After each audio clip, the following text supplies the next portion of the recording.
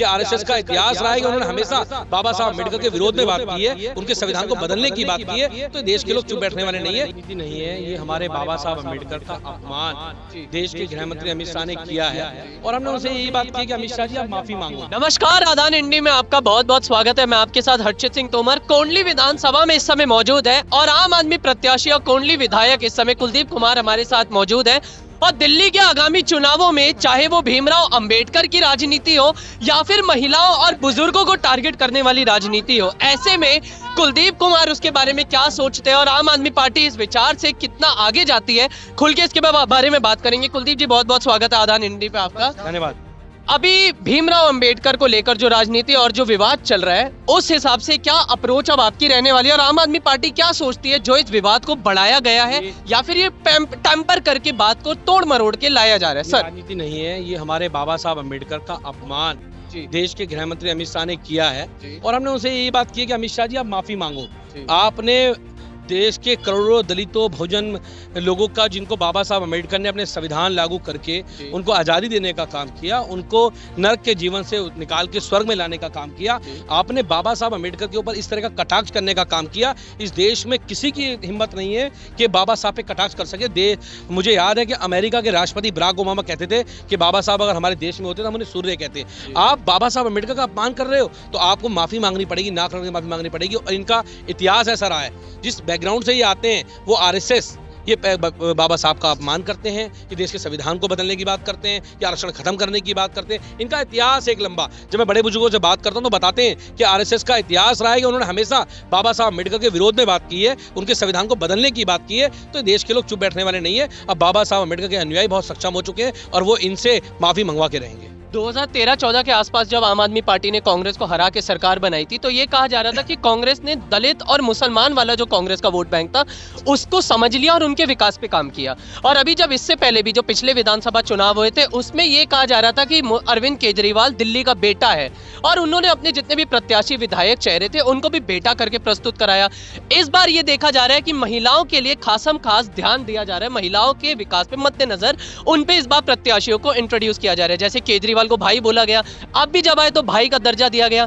अब इस बार महिलाओं को लेकर क्या सोच रही है आम आदमी पार्टी और आप भी बतौर विधायक क्या सोच रहे हैं? देखिए, महिलाएं इस देश की आधी आबादी हैं और बाबा साहब अम्बेडकर ने उनको संविधान में सम्मान देने का काम किया। मुझे याद है कि बाबा साहब अम्बेडकर ने हिंदू कोड बिल लागू नहीं होने पर अपने कानून मंत्री पद से इस्तीफा दिया था, क्योंकि वो देश की आधी आबादी महिलाओं को बराबरी पे लाना चाहते थे और उन्होंने बराबरी का अधिकार बाबा साहब अम्बेडकर ने उनको देने का काम किया। और उसके बाद अगर अरविंद केजरीवाल जी भी आज हमारी बहनों को बराबरी का अधिकार देते हैं, उनको मजबूत करते हैं, उनको सक्षम करते हैं, तो हम सबको मिलकर अपनी बेटियों को आगे बढ़ाना पड़ेगा। और अरविंद केजरीवाल वो काम करने का काम कर रहे हैं, चाहे वो डीटीसी बस के अंदर उनको सक्षमता करके किराया माफ करने की बात हो ताकि ज्यादा संख्या में जाएं, वो सक्षम बने, अपने आप में निर्भर बने, चाहे 2100 रुपए की योजना है जिनको सम्मान को बढ़ाने का काम करेगी। अब मेरी किसी बहन को, बेटी को अपने पिताजी पे, अपने भाई पे स्कूल के कॉलेज जाने के लिए किराए पे डिपेंड नहीं रहना पड़ेगा, अपने खर्चे पे डिपेंड नहीं रहना पड़ेगा। उनका भाई अरविंद केजरीवाल उनकी जेब में 2100 रुपए की पॉकेट मनी देने का काम करेगा, जो उनके स्कूल के खर्चे में, ज्योमेट्री बॉक्स में, इस प्रोजेक्ट में काम आएगी और हमारी महिलाओं के घर परिवार को चलाने में काम आएगी, जिससे उनके बच्चे ट्यूशन पढ़ सकते हैं। बहुत सारे महिलाओं को आगे बढ़ाने का काम किया है। और उसके साथ साथ अरविंद केजरीवाल सबसे पहली नींव जो थी वो एजुकेशन की नींव को, दिल्ली सरकार के स्कूलों को शानदार करने का काम, बढ़ाने का काम किया। बढ़ता जो अपराध, जो अब बढ़ता क्राइम रेट के भी बारे में बातें हो रही है इस बार विधानसभा चुनावों के लिए आगामी, और उससे भी बड़ी बात ये कहा जा रहा है जो जमीनी स्तर के मुद्दे, जैसे जवाब भी इधर आया, आपने बोला गली नंबर 11 या 12 तक काम हो चुका है और आगे भी काम होगा।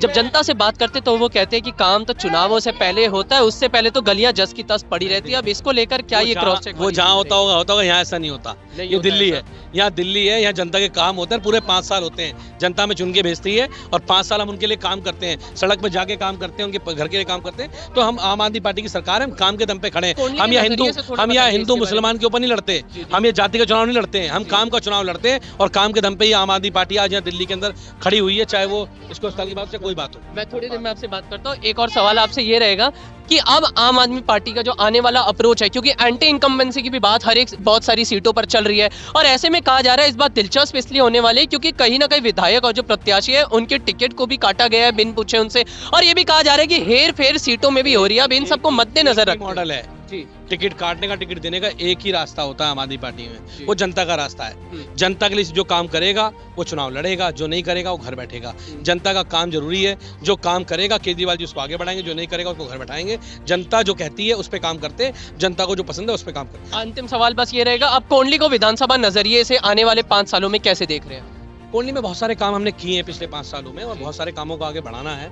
जैसे हमने कोंडली के पुल की शुरुआत की थी, वो बन के कंप्लीट हो गया है, अभी शुरू हो रहा है। 450 बेड का अस्पताल हमारा शुरू हो जाएगा। स्कूल अच्छे अच्छे बना रहे हैं, डेवलप कर रहे हैं। अभी बहुत सारे काम कोंडली के नजरिए से आगे बढ़ाना है और उसको आगे लेके जाना है। आगे लेके जाना है। तो हमारे साथ बहुत बहुत धन्यवाद। आम आदमी प्रत्याशी और विधायक कोंडली विधानसभा से कुलदीप कुमार मौजूद थे, जिन्होंने हमारे सवालों का जवाब दिया और इस समय दिल्ली चुनावों को, विधानसभा चुनावों के अंतर्गत जो बड़े मुद्दे चल रहे हैं उसको लेकर बात बढ़ाई। अब आने वाले समय में और ये भी पता चलेगा कि सरगर्मियां कितनी और गर्माने वाली है, कौन कौन से नए मुद्दे आने वाले हैं। आदान हिंदी के साथ जुड़े होते हैं, मैं आपके साथ हर्षित सिंह तोमर, बहुत बहुत धन्यवाद।